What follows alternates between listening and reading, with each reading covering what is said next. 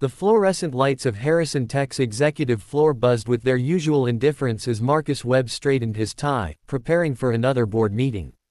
At 52, he'd built an empire from nothing, a self-made billionaire whose face graced magazine covers and whose decisions affected thousands of lives. But on this particular Tuesday morning, it wasn't $1 million deal that would define his legacy. It was a small voice trembling with fear and a mother's silent tears behind a bathroom door. Marcus was reviewing quarterly reports when he heard it, a tiny whisper barely audible above the office chatter. "Sir. Excuse me, sir." He looked down to find a little girl, no more than 6 years old, clutching a worn stuffed rabbit to her chest. Her eyes were red-rimmed, and her lower lip quivered as she tried to hold back tears. "Are you lost, sweetheart?" Marcus asked, crouching down to her level, his $700 shoes squeaking against the polished marble floor. The little girl shook her head frantically. "My mommy's crying in the bathroom. She won't stop, and I don't know what to do." Her voice cracked on the last word, and Marcus felt something shift in his chest, a feeling he hadn't experienced in years of cutthroat business dealings and cold corporate negotiations. "Can you show me where?" he asked gently. She nodded and took his hand, her small fingers disappearing into his palm.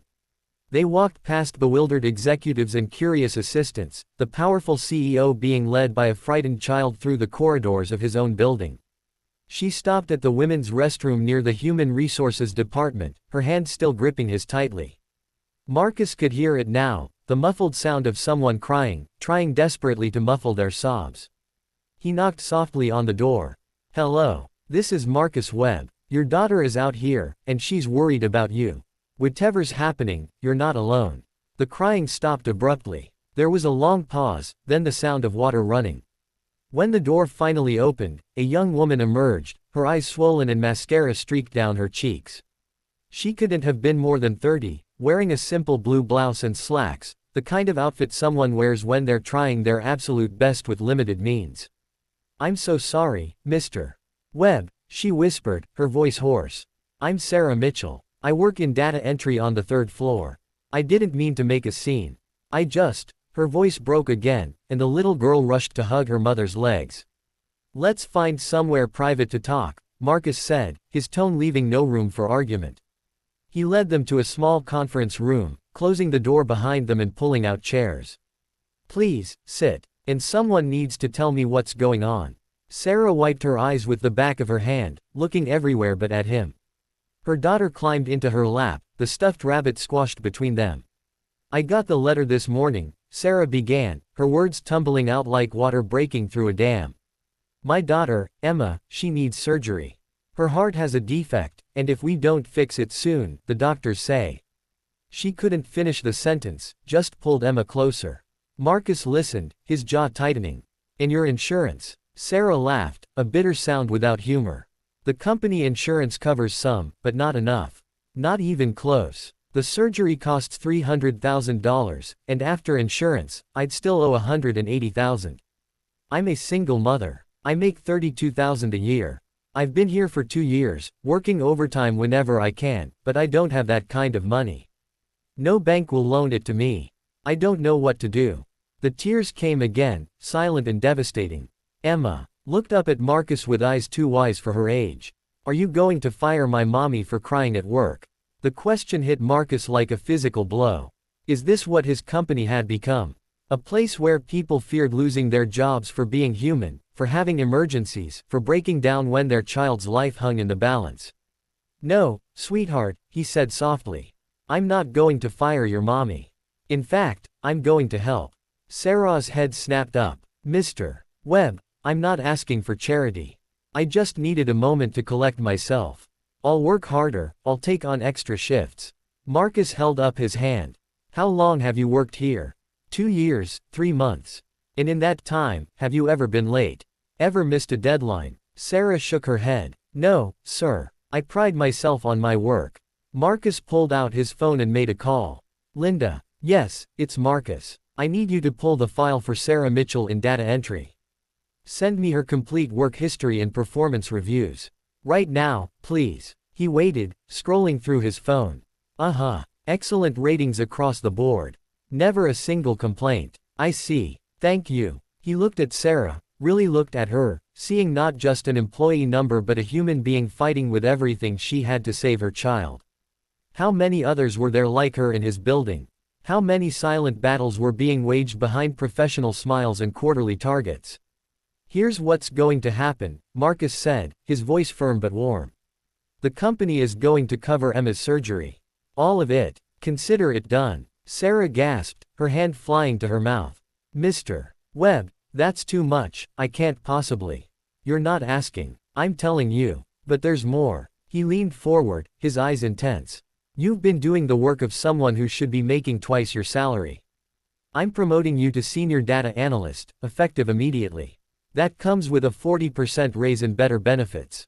And I'm creating a new company program, an employee emergency fund for situations exactly like this.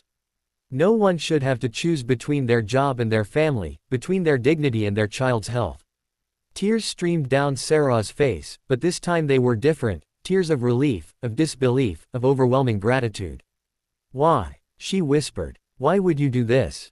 Marcus was quiet for a moment, his mind drifting to memories he rarely allowed himself to visit. "Because 30 years ago, I was 8 years old, and my mother was crying in a hospital waiting room. My father had just been diagnosed with cancer, and we had no money for treatment.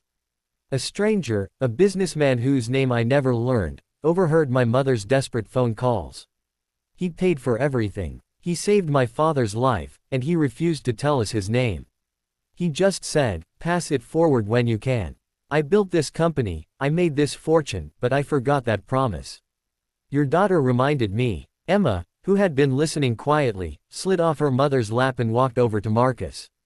Without a word, she hugged him, pressing her face against his suit jacket. Marcus stiffened for a moment, he wasn't used to such displays of affection, then slowly wrapped his arms around the tiny girl, feeling something hard and cold inside him begin to melt. The board meeting could wait. The quarterly reports could wait. For the first time in decades, Marcus Webb understood what truly mattered. Success wasn't measured in profit margins or stock prices. It was measured in moments like this, in the ability to change a life, to restore hope where there was only despair, to be human in a world that often forgot how. 3 months later, Emma's surgery was a complete success. She returned to visiting her mother at work. But now she ran through the halls with energy and life, her stuffed rabbit bouncing along beside her. The Harrison Tech Employee Emergency Fund had already helped 17 other families facing their own crises. And Marcus Webb, the CEO who once spent his days in cold calculation, now spent his lunch hours in the employee cafeteria, learning the names and stories of the people who made his empire possible. Sarah framed the letter he'd written her, not the promotion notice, but a handwritten note he'd given Emma before her surgery. "Be brave, little one. You have your whole life ahead of you. Make it count. Make it kind." Sometimes it takes a child's tears and a mother's desperate love to remind us that beneath the titles, the wealth, and the power, we're all just human beings trying to do right by the people we love. And sometimes, the most powerful thing a person can do isn't to close a deal or expand an empire, it's simply to listen, to care, and to help when help is needed most. Marcus never forgot the lesson that small voice taught him that Tuesday morning. Neither did the hundreds of employees whose lives were quietly transformed by a CEO who finally understood that profit and compassion weren't mutually exclusive, they were partners in building something that would outlast any quarterly report or stock ticker. The greatest returns, he learned, couldn't be measured in dollars.